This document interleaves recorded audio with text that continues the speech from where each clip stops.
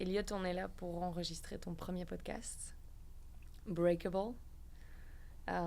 Et je t'accompagne dans ce premier épisode pour te guider et que tu nous expliques au mieux les raisons de pourquoi tu as voulu créer ce podcast. Breakable, selon moi, c'est basé sur un besoin, une recherche de transparence, de vérité. Vérité par rapport à qui tu es, par rapport à ce que tu as vécu, à ce que tu ressens. Est-ce que tu peux déjà simplement m'expliquer pourquoi tu as ce besoin de vérité et de transparence vis-à-vis de toi-même? Déjà, on commence aujourd'hui avec les rôles inversés, vu que c'est toi qui m'interviews. On est là aujourd'hui, peut-être dans l'épisode 0, pour parler un peu de la chute en fait, que j'ai eue, de la quête de sens, de savoir qui j'étais plutôt en tant qu'homme, plutôt que Elliot, le joueur de hockey. Et de commencer à mettre des mots sur ce que j'ai vécu et de pouvoir peut-être dans le futur aider des personnes qui recherchent un peu plus qui elles sont vraiment, autre qu'être dans un schéma stéréotypé qu'on nous a demandé d'être. Donc voilà, un peu stressé, mais voilà, très excité de pouvoir enfin mettre, comme je l'ai dit, des mots et acter sur des sujets qui me passionnent, qui sont souvent parlés par des femmes, je trouve encore dans notre monde. Trop peu d'hommes parlent de ce genre de sujet. Et donc voilà, très fier aujourd'hui, très excité, en même temps très stressé. Ça va aller, ça va bien se passer. C'est comme un bon match. Il y a un peu d'entraînement, tu en auras besoin, mais ça va bien se passer. Tu nous parles de chute. Tu peux m'en dire plus sur ta chute? Quand je dis chute, c'est... alors on pourrait parler de tout ce qu'il faut faire pour aller aux Jeux Olympiques et essayer d'avoir une médaille. Après, je pense que j'ai pas vraiment envie de parler de ça. J'ai plutôt envie de parler de l'après. Alors l'après, c'était assez simple parce qu'on se retrouve en 2016. Je monte sur un podium olympique avec toute l'équipe. Très déçu de ne pas avoir la médaille d'or, mais en même temps très fier d'avoir une médaille olympique qui était un rêve de gosse. À 8 ans, j'avais déjà dit à mon père, aux alentours de 8 ans, j'avais déjà dit à mon père, je voudrais être dans ce stade olympique à la cérémonie d'ouverture et défiler sur le long de la Belgique. Et puis si un jour on peut avoir une médaille, ben, ce sera mon plus beau jour. Donc c'est quand même une consécration Oui, avant d'être une chute. oui, c'est une consécration, mais en même temps, je me retrouve sur ce terrain en finale des Jeux Olympiques. J'ai 28 ans, donc c'est pas si vieux. Mais j'ai bizarrement un goût de trop aussi. Et à un moment, je me dis, est-ce que ce serait peut-être pas mon dernier match avec l'équipe nationale? Comme ça, je peux enfin vivre. Vivre parce que j'avais l'impression d'être dans un schéma, dans une espèce de routine que j'aimais, en fait, que je détestais à la fois, tu vois. Mhm. Donc, je monte sur ce podium, la joie est là, et en fait, c'est comme si tu étais soulagé que c'était arrivé, tu vois. Parce que tu allais enfin pouvoir t'arrêter. Oui, et puis même encore aujourd'hui, je suis pas sûr que j'ai arrêté au bon moment. Euh, Ça a été très dur de les voir gagner la médaille d'or après à Tokyo, 4 ans plus tard, parce que c'était la même génération, mais en même temps, je pense que ça n'aurait rien changé à qui je suis en tant qu'homme. Je pense que le travail euh, après cette médaille a été d'autant plus bénéfique pour moi que tout ce travail que j'ai fait pour y arriver sur ce podium. Donc voilà, et la chute, elle a été assez vertigineuse, même si au moment où tu descends de ce podium, tu crois que c'est bon et que tu vas pouvoir vivre pleinement ta vie. Et puis tu dis qu'on va commencer à avoir un, un job comme monsieur et madame tout le monde. Et donc j'ai commencé à postuler. Et puis je me suis rendu compte que c'était très difficile en Belgique d'avoir un job, même si tu disais que tu avais une médaille olympique, ça ne changeait rien parce qu'il faut avoir une expérience, travailler chez Deloitte, travailler chez PwC, chez ces gros-là. Et de pouvoir avoir un job comme monsieur et madame tout le monde. Mais après je l'ai eu. Je me suis retrouvé en costume cravate de 9h à 18h dans un job qui n'était pas du tout fait pour moi. Et là commencent à se poser les premières questions. est-ce que j'ai arrêté trop tôt? Qu'est-ce que je dois faire? Qui je suis? En fait, je pensais que c'était bien d'avoir un ordi et d'être en costume cravate toute la journée. En fait, c'est pas ça. J'ai un enfant, j'ai envie de m'occuper de lui.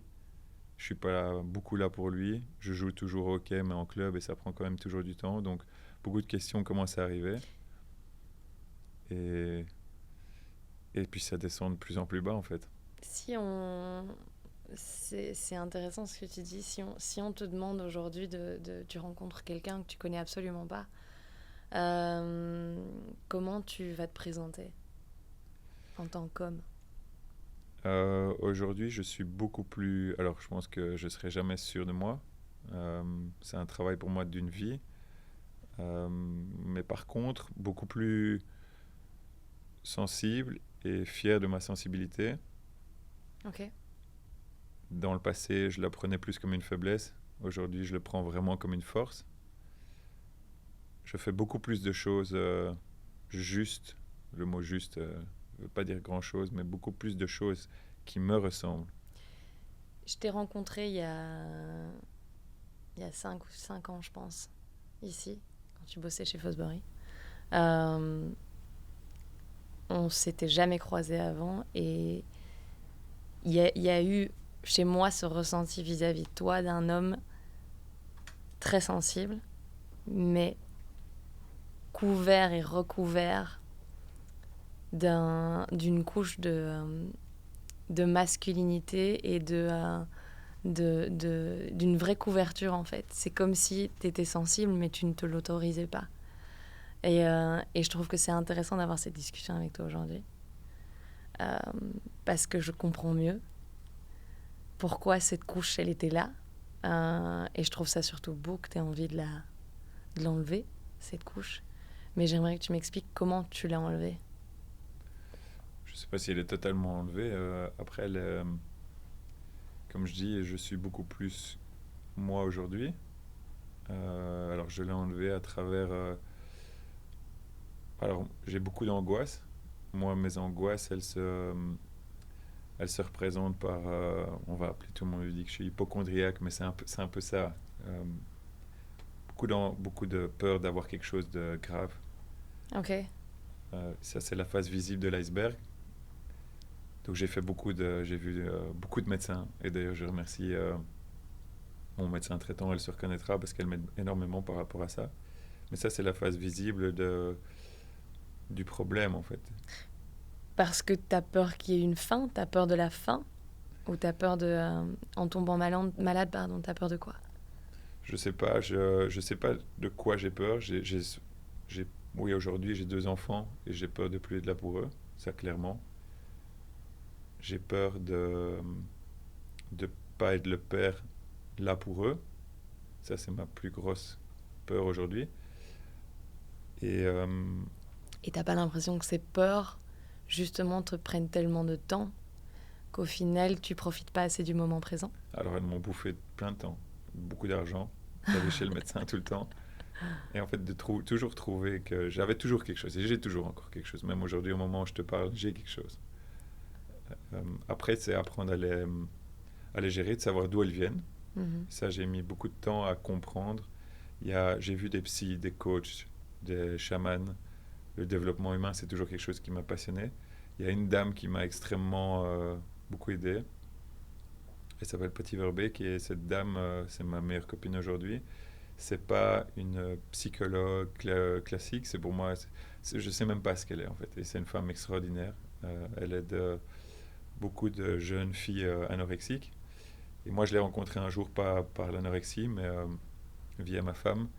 Et cette femme m'a fait prendre conscience de l'importance d'étudier son arbre généalogique, de comprendre de tout ce qui vient de plus haut, de l'impact du bagage que tu portes, enfin de l'impact, voilà, de ce qu'on m'a transmis de plus haut et du bagage que tu portes aujourd'hui.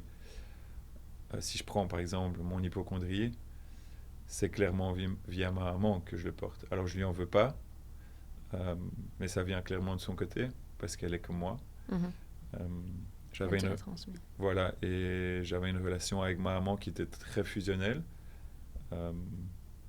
qui est une maman, j'ai des parents qui m'ont éduqué comme comme des parents extraordinaires, mais peut-être qu'à long terme, la fusion avec ma maman était quelque chose qui me bloquait dans mon développement personnel. Donc, il fallait que je travaille sur ça, sur, sur savoir d'où venait, d'où venait cette hypochondrie, et puis d'essayer de commencer à trouver des choses qui pouvaient m'aider à aller mieux, et surtout à continuer à savoir qui j'étais. Est-ce que tu as des moments où tu te sens heureux à 100%? Déjà, quand mon médecin m'annonce Que que t'as j'ai rien? mais je vais toujours 2 jours après trouver qu'il y a quelque chose. Non, il y a des moments où je suis heureux, oui. Aujourd'hui, je suis plus en train de faire des choses qui me passionnent et qui m'intéressent vraiment. Voir mes enfants heureux, ça me rend vraiment heureux. J'ai une petite famille avec 2 enfants, une femme extraordinaire et un chien magnifique. Et, euh, et j'ai besoin que de ça aujourd'hui. J'ai plus envie de me retrouver dans une routine métro, boulot, dodo. Par contre, l'argent fait peur, donc il faut aller le chercher quelque part. Mais donc, dans des projets comme celui-ci, ça m'excite beaucoup plus de dire que je peux gagner ma vie peut-être un jour avec des projets qui ont un impact sur le monde, sur des gens, et qui peuvent peut-être aider à l'avenir même une personne. Je pense que ça me rendrait très heureux. Et cette quête que tu as vis-à-vis de toi-même, est-ce que c'est quelque chose que tu assumes depuis le début? Ou est-ce que ça aussi, ça a pris du temps d'accepter en fait que tu avais simplement envie de mieux te connaître? Parce que c'est quelque chose qui n'est pas forcément euh, inné chez un homme de faire ce travail d'introspection, je dirais. Je pense que c'est probablement un peu plus féminin de se poser tellement de questions sur qui on est, sur ce qu'on veut faire dans la vie. En tout cas, c'est toujours plus entendu d'une bouche d'une femme qu'elle est dans le doute. Elle va plus vite l'assumer qu'un homme. Comment toi, t'as vécu ce besoin-là? Au début, je n'étais pas fier de le dire, parce que tu te retrouves... je me retrouve ici d'ailleurs chez Fosbury en tant que sales manager. Ça fait 3 ans. Je commence à me rendre compte qu'on rentre dans notre nouvelle maison. Je me brûle aux pieds. C'est il y a 4 ans, je me brûle aux pieds avec de l'eau chaude. Et de là, tout a commencé, mais d'une manière très profonde, très forte. Tout a commencé négativement. Mes angoisses sont redevenues beaucoup plus fortes. Euh, Après, à savoir, est-ce que j'étais vraiment heureux au boulot? Est-ce que la vie que je menais, était vraiment la bonne? Et au début, non, tu dis rien. Au début, tu dis rien, tu dis bon, ça va aller, ça va durer 2, 3 semaines, et puis on va reprendre un boulot et ça va être très bien. Et puis, je me suis retrouvé ici dans un meeting où on m'a reproché beaucoup de choses et je me suis dit, ok, stop, j'arrête. J'arrête ce boulot parce que si je continue comme ça, je vais aller droit dans le mur. Donc de là, tout a commencé, alors que j'en ai parlé à des amis, non. J'en parle très peu. J'ai très peu d'amis masculins, enfin d'hommes, pardon, à qui j'en parle, presque personne en fait. Plus à des femmes. Alors je sais pas pourquoi, c'est peut-être mon côté féminin. Te dire que j'étais fier de me retrouver au chômage pendant un an et demi, 2 ans, non. Très peu fier de le dire que j'étais au chômage, mais c'est une période de ma vie que je regrette pas, parce que si j'étais pas passé par là, je serais dans le mur. Alors si je souhaite pas tout le monde de se retrouver au chômage, mais comme je l'ai dit, à mon avis, j'avais besoin de ce temps, et c'est pas que j'ai rien fait pendant ce temps-là, c'est que tu fais plein de choses, tu touches à plein de choses, donc j'ai eu des idées de projets par milliers. C'est aujourd'hui, par exemple, c'est vraiment le premier que je prends vraiment en main et que j'acte. Ma femme a toujours dit, il est temps que tu actes. Aujourd'hui, j'acte. Et j'en suis fier. Après, je ne sais pas où tout ça va m'amener, mais j'avais besoin de parler de tout ça et de parler de tous ces sujets dont on va parler plus tard dans les podcasts à venir. Est-ce que tu penses que ton entourage fait aussi que tu as pu finalement te poser dans un projet? Est-ce que ce podcast, c'est une idée que ta femme soutenait directement? Est-ce que les autres idées, elle voulait en discuter avec toi aussi? Elle les trouvait logiques et sensées? Elle a toujours été... elle me suivra toujours partout, là où je veux aller. Elle a entièrement confiance en moi. C'est juste qu'à la fin, elle ne me croyait plus. Et ce que je peux comprendre, je me suis levé 10 000 matins avec 10 000 idées de projets différents. Et rien n'aboutissait à quelque chose. Alors on va toujours dire, oui, il y a un moment, la peur de l'argent. Euh, Parce qu'on va dire, ouais, l'argent, ça nous bloque. En fait, c'est une fausse un obstacle assez faux parce que si tu veux le trouver, tu peux le trouver. Et donc voilà, et donc oui, elle était derrière moi, elle ne me croyait pas. Aujourd'hui, je viens de lui envoyer une photo qu'on allait commencer. Et je pense qu'elle est fière parce que voilà, on a acté, on a commencé quelque chose. Et je suis sûr que c'est la première supportrice, pardon. Donc, C'est ouais, important. bah oui, c'est pas pour lui jeter des fleurs, mais sans une femme à la maison qui est aussi forte, bah, je serais peut-être pas l'homme que je suis aujourd'hui. Je trouve ça intéressant de faire la différence et le rapprochement en même temps du fait que tu étais un athlète qui a participé aux Jeux Olympiques, donc qui quand même nécessite une force physique qui est plus élevée que la norme, mais en même temps que tu sois fait de cette sensibilité extrême que tu as même presque du mal à gérer. Est-ce que selon toi, tu as mis cette sensibilité de côté jusqu'à la réception de cette médaille et puis à un moment donné, elle était juste trop présente pour que tu ne puisses continuer à t'asseoir dessus. Ou elle était toujours là, mais elle se transformait au travers d'autres éléments ou d'autres agissements de ta part. Elle a toujours été là. Après, elle est fort passée aux yeux des coéquipiers avec qui je jouais, euh, plus en mode Elliot est toujours négatif, tu vois. Quand tu es sensible, tu sens un peu plus les choses que les autres. Tu as l'impression de te dire que tu vois la solution et donc tu le dis haut et fort. Mais ça dérange souvent et donc tu passes pour quelqu'un de négatif. Donc elle a toujours été là. Je ne l'ai peut-être pas autant mise en avant, autant utilisée parce que j'avais peur d'être de nouveau le mauvais gars de l'équipe. Mais aujourd'hui, je l'utilise beaucoup plus. Et c'est pour ça qu'on est là aujourd'hui, parce que sans cette sensibilité, pardon, j'aurais jamais rien créé. Voilà, donc les gens qui disent que les hommes sensibles ou les femmes sensibles est une faiblesse, ben, c'est un gros défaut. Je pense que ça vaut également pour l'anxiété. L'anxiété, c'est une sorte de pouvoir, il suffit de juste savoir l'utiliser. Parce que je te vois anxieux, mais on voit que tu as l'envie d'en faire quelque chose, d'en créer et d'en faire un moteur presque. Ben, anxieux, comme je l'ai dit, à mon avis, je serai toujours anxieux. De nouveau, et comme tu dis, j'ai envie de l'utiliser d'une manière différente. Mais ouais, je sais pas, c'est peut-être. J'ai en tout cas envie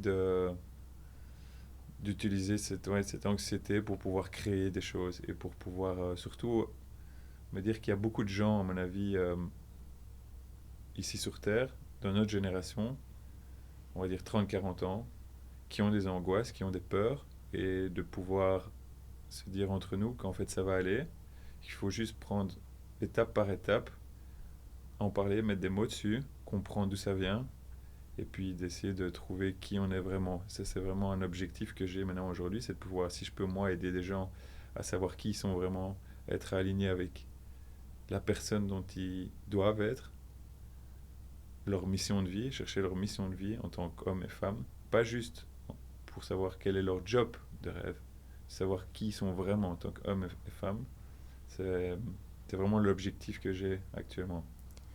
Est-ce que est-ce que tu as déjà fait du mal à quelqu'un? Je ne sais pas si j'ai fait du mal, j'ai sûrement blessé quelqu'un quand je me sens...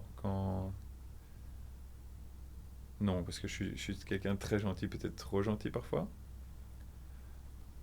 Oui, après, peut-être à travers plutôt des disputes à la maison où je dis des choses méchantes. Ok. Après, non, quelqu'un faire du mal, j'aime pas ça. Tu vois. J'aime pas l'injustice, j'aime pas blesser les gens.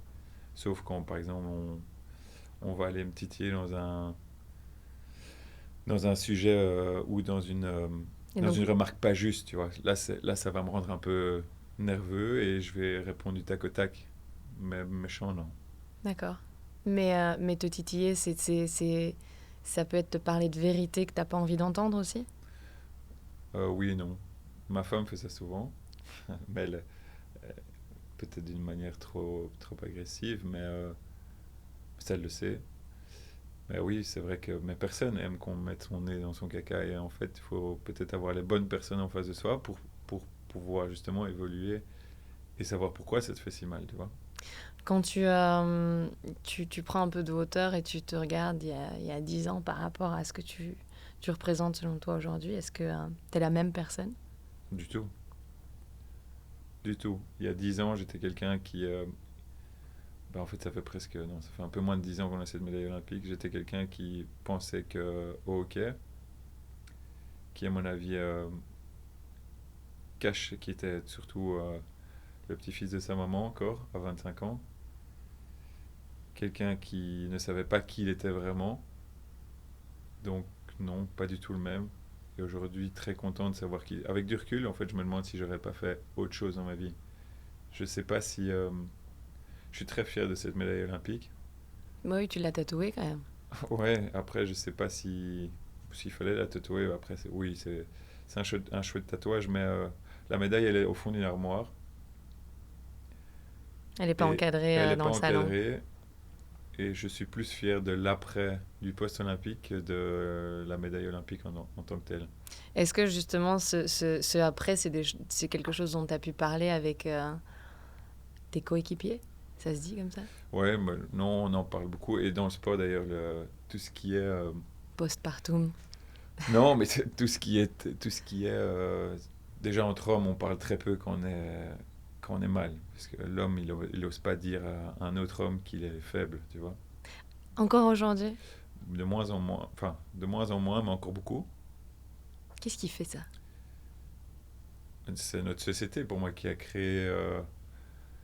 qui a dit que l'homme devait être quelqu'un de fort, l'homme qui devait gagner de l'argent, qui devait aider sa famille, euh, qui devait avoir un bon job, euh, qui devait assurer tout ce côté financier à la maison.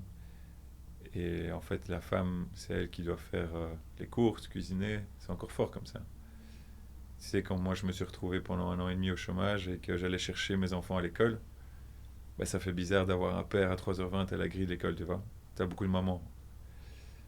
C'est dire que t'es père au foyer, personne, j'étais pas fier de le dire, alors que je trouve ça un job aussi beau. Pour la Tout femme que pour l'homme, exactement. Donc ouais, c'est encore assez tabou ce sujet entre hommes. c'est c'est marrant parce que moi j'ai pas ce ressenti. Du coup, j'ai l'impression que les femmes ne vous voient pas de la même manière que vous voyez. Tu vois, je pense qu'on est beaucoup plus ouverte au fait que vous soyez sensible, que vous n'osiez vraiment le faire au fond. Donc je trouve ça bien que tu passes le cap, euh, parce il faut montrer le chemin. Si tu pouvais évoquer un premier sujet, un premier élément qui est important pour toi dans ta quête de transparence vis-à-vis de toi-même, vis-à-vis de la masculinité et de l'aspect féminin chez un homme, quel serait le premier sujet que tu aurais envie de Ben mettre en lumière? justement, tu l'as dit, c'est clairement ce côté féminin de l'homme qui a été, euh, qui a été en fait éteint, qu'on n'utilise plus en fait. Moi, j'ai peut-être ce côté féminin chez moi, Ou qu'on n'a juste jamais osé utiliser? oui, mais parce que justement, on a mis l'homme dans des cages pour Ouais. moi, tu vois. Ouais. Et c'est ce qui a fait que maintenant, on met beaucoup la femme au pouvoir, tu vois. On met la femme en avant. Il y a des groupes de parole de femmes. euh, des Mais groupes quitte à même en à ce que ça exclure. se transforme et que la femme ait un côté masculin qui soit plus développé que le côté féminin. C'est par exemple, Tout à j'en fait. suis le premier exemple, j'ai un côté masculin qui est bien plus important que mon côté féminin. Ouais, Et c'est un problème. ouais, parce que mais même le côté masculin de la femme, on l'utilise pas beaucoup, hein. Non. Donc non, moi, parce que je parlais de ce côté féminin, mais mon rêve maintenant, c'est de rentrer dans des groupes de parole qui sont limités aux femmes. Pourquoi est-ce qu'on n'intègre pas l'homme? Pourquoi est-ce qu'on n'essaie pas de Mais peut-être, brainstormer ensemble et de pouvoir d'abord peut-être... Je crois plus dans le fait de libérer d'abord l'homme pour que la femme soit ensuite plus heureuse. Comme je dis maintenant, il y a une prise de conscience qui est plus faite par les femmes, alors que pour moi, le travail est plus à faire chez l'homme pour pouvoir rendre la femme plus heureuse. peut-être attaquer l'homme en premier serait un premier, un premier step. Comment, comment se positionne justement ta femme, elle, vis-à-vis de cette quête? Je pense que premièrement, elle en est fière. Ça a été très compliqué au début parce que on est dans une société, comme je disais, où c'est vrai que retrouver son mari à la maison tous les jours, c'est pas normal, tu vois. Faut trouver, c'est vrai, une certaine stabilité aussi, mais c'est pas normal de pas avoir de job. Donc au début, ça a été assez compliqué. Tu veux dire de pas avoir de job alors que tu es en pleine santé et que... Et que pourquoi Elliot, tu trouves pas quelque chose pour faire quelque chose? Mais non, je voulais pas faire quelque chose pour faire quelque chose. J'avais besoin de savoir qu'est-ce que je voulais vraiment faire. Et les gens, c'est comme, pour moi dans ma vie, tout a été, c'était très simple. Je me battais pour quelque chose de très défini, très clair. C'était un jour aller aux Jeux Olympiques ou avoir une médaille olympique. Quand tu sors de ça, après, tu te dis, ok, on va, quel est le next step? Qu'est-ce qu'on fait maintenant? Quel est le nouvel objectif? Et te dire, oui, gagner de l'argent pour nourrir ses enfants, c'est un objectif. Mais pour moi, ça n'en est pas. Je dois me lever le matin avec de la passion, je dois me lever le matin avec l'envie d'aller faire quelque chose et de me dire que l'objectif, même s'il doit prendre 10 ans, je m'en fous, mon moment il est clair. Et j'avais plus cet objectif. Et donc la quête de ce nouvel objectif, il est toujours pas là en fait, il est toujours pas clair. Il se dessine de plus en plus. Et donc pour ma femme, pour revenir à ta question, c'était dur au début. Mais le fait d'avoir moi évolué, je suis sûr que ça a eu un impact sur elle. Ça a rayonné d'une certaine manière. Et ça a fait qu'elle a fort évolué aussi. Et je nous trouve beaucoup plus connectés maintenant en tant que couple, même si j'ai jamais remis en question notre couple en tant que tel, je nous trouve beaucoup plus forts maintenant qu'avant. Et, et c'est pas pour donner des leçons de couple, pas du tout, parce qu'il y a des ups and downs dans tous les couples. Mais j'en suis fier de voir cette force qu'on a et cette puissance qu'on a. Et c'est sûrement dû au fait que j'ai travaillé sur moi. Et que c'est pas fini. Non, et c'est mon avis sur le développement personnel, c'est chacun doit... Parce que je crois, je recommence ma réponse, c'est que je ne dis pas que je suis mieux qu'un psy, loin de là. Ces gens font des études pendant des années, donc sont très doués. Mais je crois pas trop dans un thérapeute de couple, tu vois, par exemple. Moi, je crois plus dans le fait que chacun doit évoluer de son côté et chaque fois tirer l'autre vers le haut. Et puis, si à un moment, l'autre n'évolue pas et qu'il y a une trop grande différence, ben là, il faudra un moment se poser les bonnes questions. Et souvent, quand les choses sont bien faites, ben l'autre personne va évoluer aussi. Et c'est constamment essayer de se challenger et de faire grandir l'autre en grandissant soi-même. Je ne sais pas si c'est très français ce que je dis, mais... Si, c'est français en tout cas. Non, mais c'est très clair et je suis totalement d'accord avec ce que tu dis. Maintenant, clairement, c'est pas forcément quelque chose qui a été mis en avant au niveau de la société et de notre génération. J'ai plus tendance à croire qu'en effet, c'est l'homme qui doit soutenir sa famille et la femme peut être un peu plus faible. C'est la raison pour laquelle il y a tout ce combat qui se passe aujourd'hui. Ben regarde, dans notre société, dans le petit monde du hockey dans lequel je vis, le mercredi après-midi, tu vas dans tous les clubs de hockey, tu vois presque que les mamans. Alors oui, il y a aussi beaucoup de pères, mais 60-70%, c'est que des femmes qui sont là parce que c'est elles qui doivent aller chercher les enfants le mercredi midi, aller au hockey avec eux. Donc, les rôles sont toujours encore bien ciblés, tu vois. Ouais, je confirme. Même si ça change, mais c'est encore beaucoup le cas. Quelle est ta plus grande peur aujourd'hui, hormis de tomber malade? Déjà, c'en est une. Mais des fois, je ne suis pas fier de le dire parce qu'il y a des gens qui sont vraiment malades.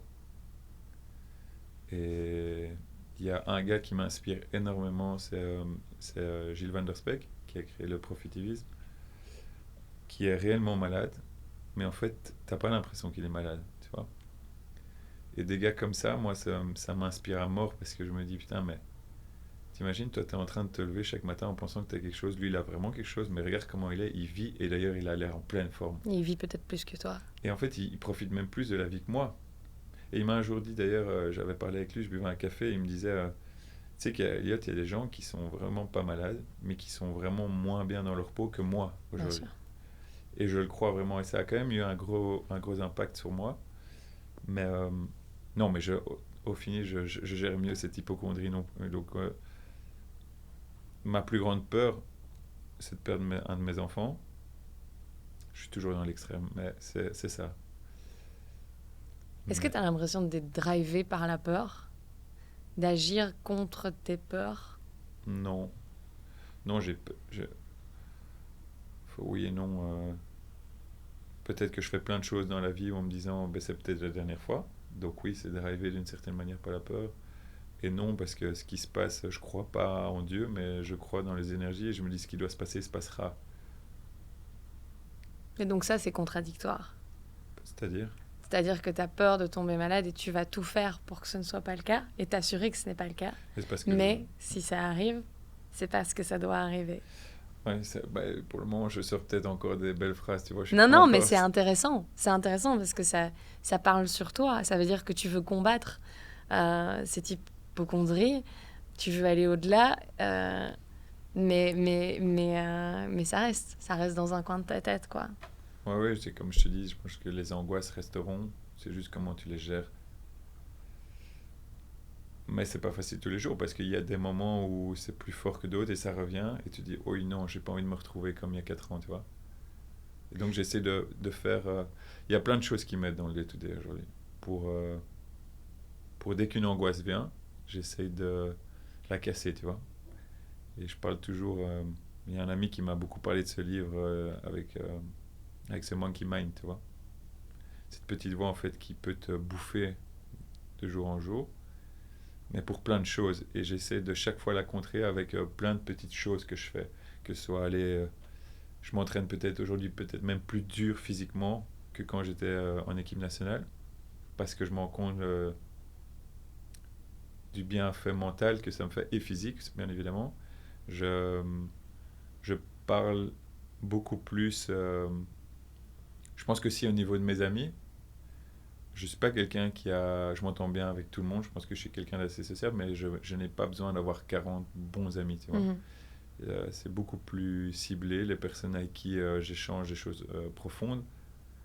J'ai pas besoin de faire des dîners tous les vendredis avec les mêmes personnes et de replanifier le vendredi soir le même dîner 2 semaines après avec les mêmes. Donc, j'ai besoin de juste faire des choses qui me font du bien. Qui font du sens. Voilà. Et ça peut aller dans un ice bath le matin ou prendre une douche froide. Et quand ton monkey mind il te dit ben non, on va pas dans la douche froide, t'es dans le chaud, pourquoi tu vas aller dans le froid? Et en fait, chaque fois le battre, tu vois, ça, je pense que toutes ces petites choses-là m'aident au day-to-day.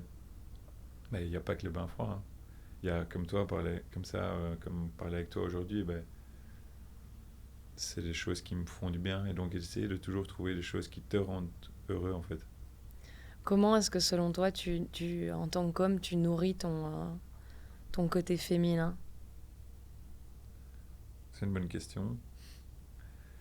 Euh, en affirmant déjà beaucoup plus ma sensibilité et en essayant de beaucoup plus speak up un peu. Et par exemple, ce projet que j'ai dans ma tête depuis quelques mois, ben c'est ce côté féminin que j'ai envie de mettre en lumière, tu vois. Dans ce, dans ce podcast, on va parler de, comme je disais, de sujets dont beaucoup de femmes parlent, pardon. Mais, et de ne pas arriver en disant je suis un homme, je sais mieux que la femme. Non, pas du tout. C'est d'arriver avec ce côté masculin et te dire voilà mon point de vue et de pouvoir échanger sur ce que moi je ressens par rapport à ce sujet dont vous parlez. Tu vois. Donc, oui, cette sensibilité, mettre cette sensibilité en lumière à travers un projet comme celui-ci. Est-ce que tu pleures de temps en temps? Non, non. Et c'est très bizarre. J'ai pleuré. La seule fois où j'ai. Oh non, j'ai déjà pleuré dans ma vie. Sur le podium olympique, ils pleuraient tous, mais non, j'ai pas pleuré, moi. Ah non. J'ai pas Mais non, pleuré. toi, t'étais content puisque c'était la dernière. Oui, oui, non, ouais, peut-être pour ça, mais j'ai pas pleuré. J'ai pleuré je me souviens très bien, petit, j'ai pleuré devant la ligne verte. Ok, Voilà, ok. donc devant ce film, mais je sais pas pourquoi, parce que je pense que je déteste l'injustice. Mais après, non, je suis pas quelqu'un qui pleure. Et des fois, je comprends pas pourquoi je pleure pas. Je me dis, putain, mais je devrais je devrais pleurer, tu vois. Là, je devrais être en train de pleurer, mais ça vient pas. Voilà. Tu me parles d'injustice. Qu'est-ce qui a créé chez toi ce besoin de contrer l'injustice à ce point?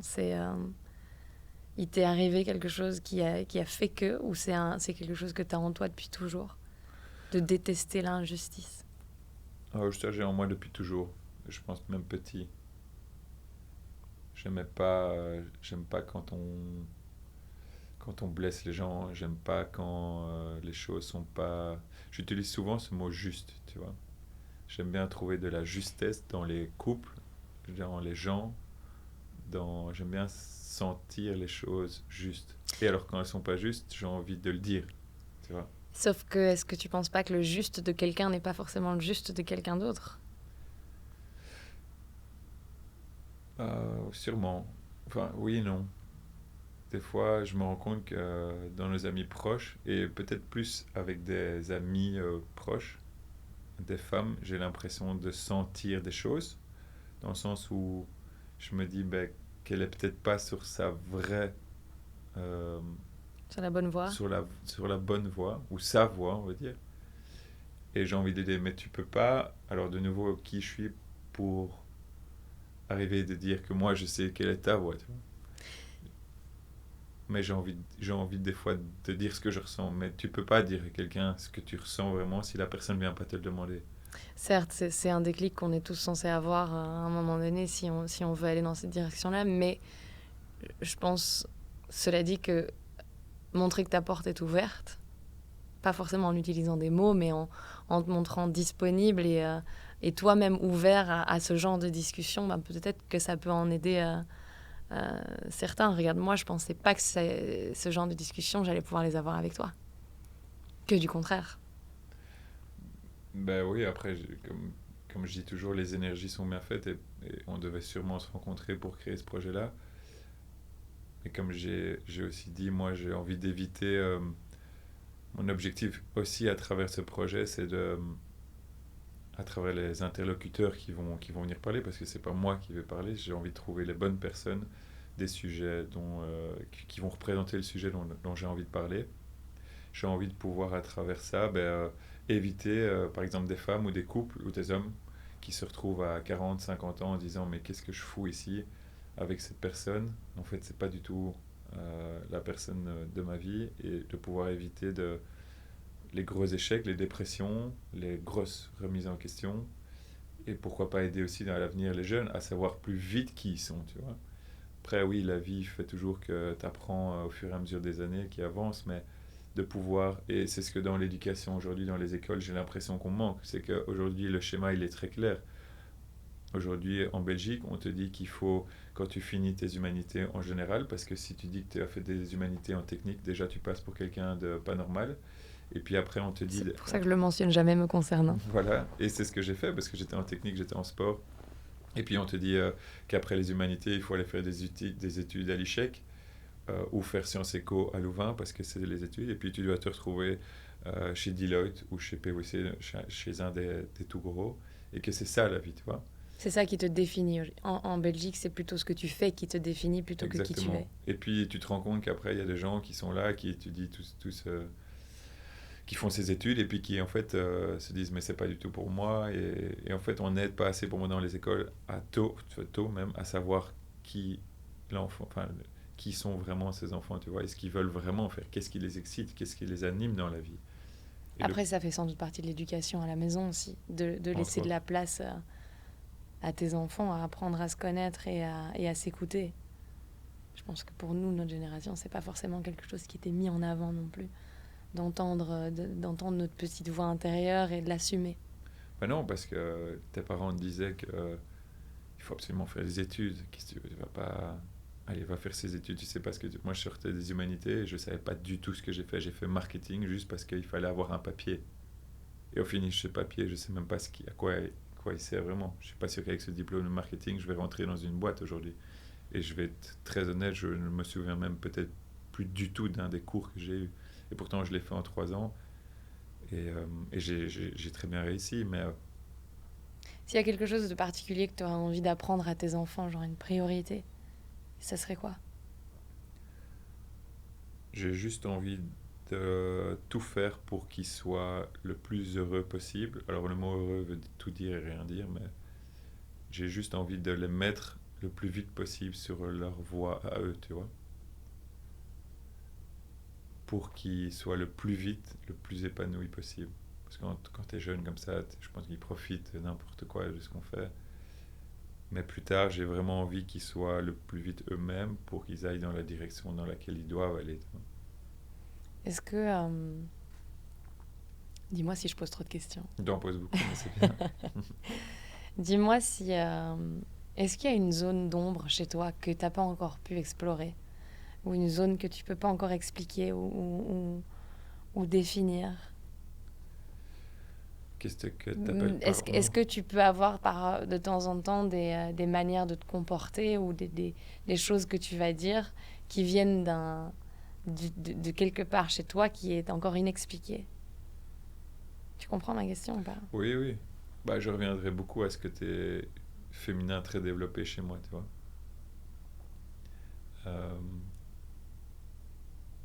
C'est encore une grosse part d'ombre, ce côté féminin, tu vois. Et cette ombre, j'essaie de peut-être la mettre en lumière maintenant. Mais j'ai peur, j'ai tout le temps peur en fait. J'ai tout le temps peur, je me dis aujourd'hui on va parler, on va créer ce podcast, mais peut-être que personne ne va écouter. Et au final on m'a toujours dit, Elliot, fais-le. Ouais. Fais-le, et puis... Et là, je suis entièrement convaincu qu'en faisant des choses qui te ressemblent toi, ça amène toujours quelque part. Et donc, 100%. j'espère que ce podcast m'amènera où je dois aller, tu vois. Mais voilà. Je pense en effet que ton entourage fait beaucoup. Et je te l'ai dit aussi de le faire et que maintenant il faut y aller, il faut arrêter d'attendre. Parce que plus t'attends, moins ça va se passer. Plus tu vas trouver des raisons de pas le faire. Parce que je pense que ça, tu peux en trouver des raisons de pas le faire. Et je trouve ça beau que tu aies trouvé ta voie parce que je pense que tu l'as trouvée. Maintenant, cette voie, elle peut se transformer en plein de choses. Mais je sens que tu es à l'aise et que tu as envie d'exprimer beaucoup de choses. Donc ce podcast, c'est un peu ton livre à toi, c'est un peu ton terrain de hockey remasterisé. Du coup, ton prochain épisode, c'est quoi?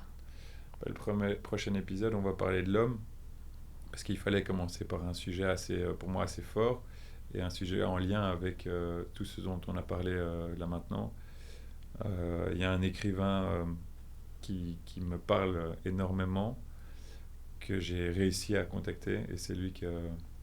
je sais pas s'il faut le dire ou pas pour garder un peu...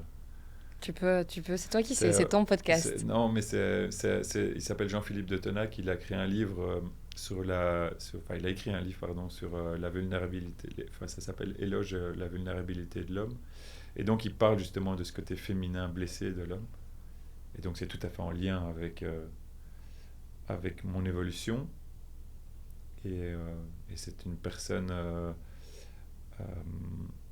extrêmement douée dans la manière de l'expliquer.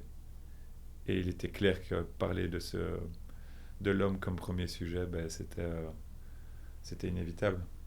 Écoute, j'ai hâte de l'entendre. J'ai hâte d'entendre cette discussion et puis j'ai surtout hâte de voir comment ce projet va se développer pour toi. Je suis absolument confiante que des auditeurs, tu vas en avoir parce que je pense que c'est un sujet qui va parler à beaucoup de monde, autant aux hommes qui ont besoin de vérité, mais autant aux femmes qui ont besoin de peut-être en savoir plus sur l'homme de manière générale, afin de pouvoir vous aider et vous soutenir dans ce développement personnel qui est important. Donc, bravo pour cette première étape. Je suis très heureuse de l'avoir fait avec toi. Merci à toi. Merci. Il est derrière la caméra, mais merci à Anthony aussi qui a pris beaucoup de temps. Enfin, tous les deux, vous avez pris du temps et de la patience, surtout parce qu'avec moi, c'est assez compliqué toujours. Je vois pas de quoi tu parles. Mais non, je pense que heureusement que vous étiez là parce que ça m'a permis d'acter, tu vois. Donc merci à vous et très hâte de pouvoir enfin commencer et de tourner le prochain podcast dès la semaine prochaine et d'acter comme on a dit dans ce podcast.